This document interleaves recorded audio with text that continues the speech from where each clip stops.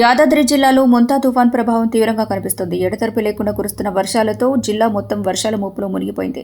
జిల్లాలోని 17 మండలాల్లో అత్యధికంగా నారాయణపూర్ మండలంలో 19.6 మిల్లీమీటర్ల వర్షపాతం నమోదైనట్టు అధికారులు తెలిపారు.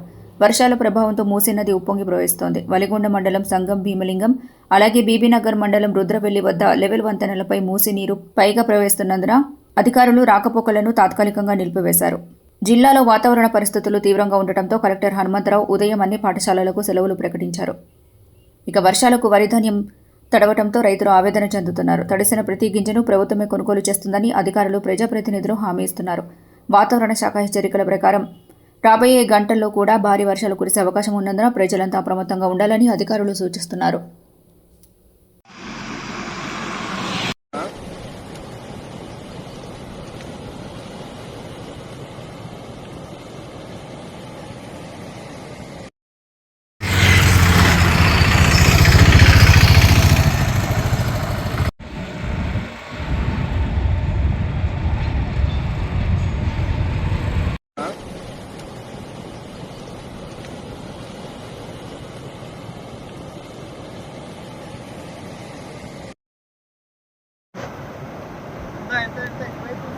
పెరుగుతున్నాయి వాటర్.